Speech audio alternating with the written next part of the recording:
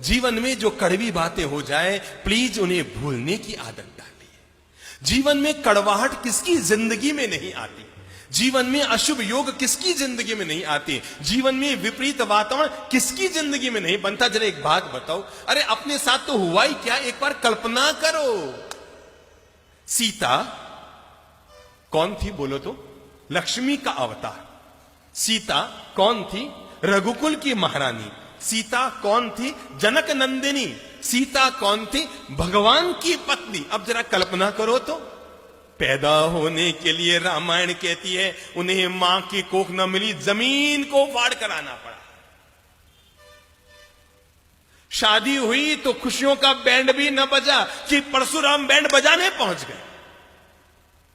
शादी करके अपने ससुराल 4 दिन सुख से न जी कि मंथरा और कैकेयी प्रकट हो गई। पति का साथ निभाने के लिए जंगल में गई तो रावण प्रकट हो गए। रावण के चंगुल से निकल कर आई तो अग्नि प्रकट हो गई। अग्नि परीक्षा में निकल कर आई तो धोबी प्रकट हो गया।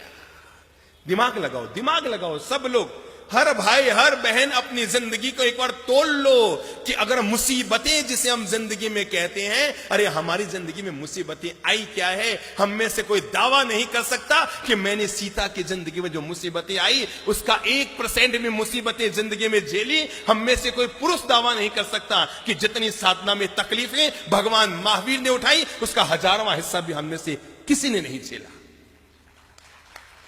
किसी ने नहीं झेला। पर जरा देखो तो सही, मां की कोख नहीं, परशुराम आ गया, कैकेयी प्रकट हो गई, रावण प्रकट हो गया, अग्नि प्रकट हो गई, धोबी प्रकट हो गया। सीता को फिर वनवास जाना पड़ा।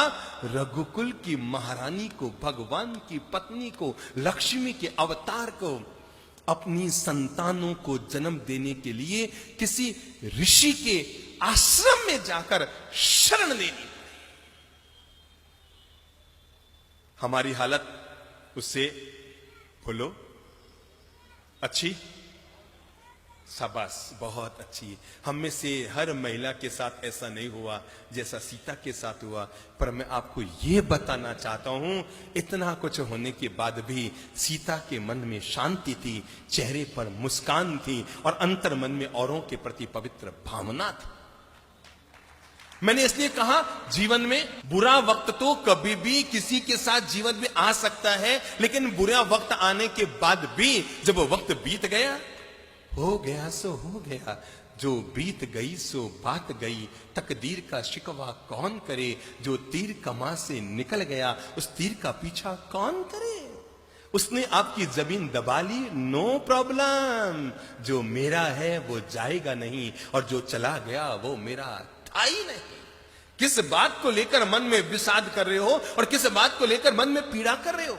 आपने 5 लाख किसी को दिए थे ये सोचकर कि बुढ़ापे में 5000 रुपया महीना आता रहेगा तो पति पत्नी दोनों सुख से रोटी खाते रहेंगे। मेरे भाई, नियत को बिगड़ते कोई वक्त नहीं लगता। बड़े बड़ों की नियत बिगड़ जाती है और सामने वाले ने आपके 5 लाख दबा लिए। चिंता मत करो, ऊपर वाले की व्यवस्था बड़ी गजब की होती है। वो 99 द्वार बंद करता है, तब भी जिंदगी में एक द्वार जरूर जरूर जरूर खुला रखता है। 99 बंद द्वारों को देखना, इसका नाम है विषाद, और खुले एक द्वार की तलाश करना, इसका नाम है जीवन का प्रसाद। भूल जाओ, किसी ने आपके साथ गलत व्यवहार किया, कब तक उसकी गांठ मन में बांधे रखेंगे।